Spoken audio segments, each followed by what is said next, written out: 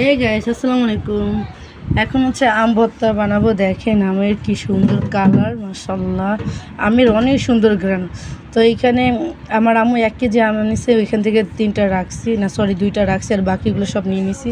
তো এইখানে আমের ভর্তা বানাবো কি দিয়ে দেখেন।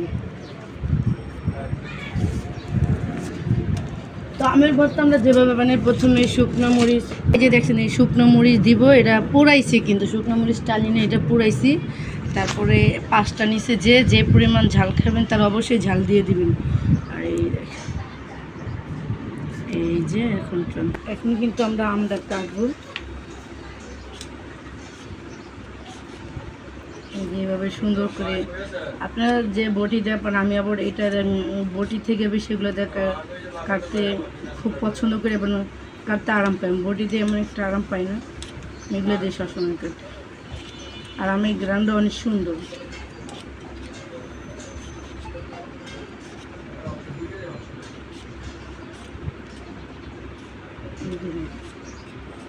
বুঝছেন কি সুন্দর? এই যে আম কেটে ফেললাম।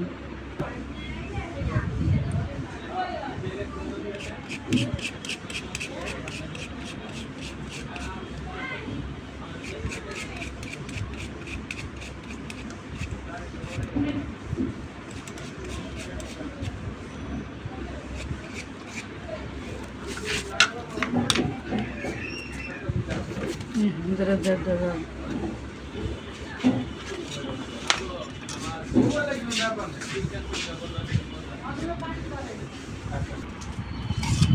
এক কামের ভিতরে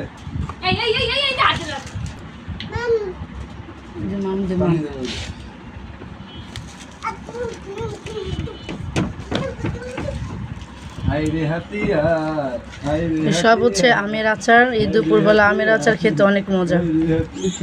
হ্যাঁ, চিনি বিচার মানে ওরা যে রক্ষা করতে পারবে এটাও জানে।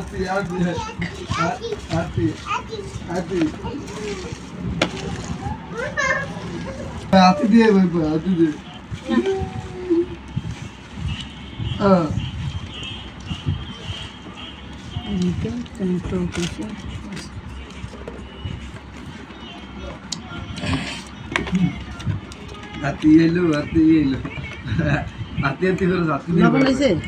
হাতি এলো হাতি এলো হাতি হাতি হাতি মামুর বাড়ি হাতি। ওই মরিচে ঘোড়াটি দেওয়ার সমস্যা কি ঝাল হয়নি? ওই যে ওই বাড়িতে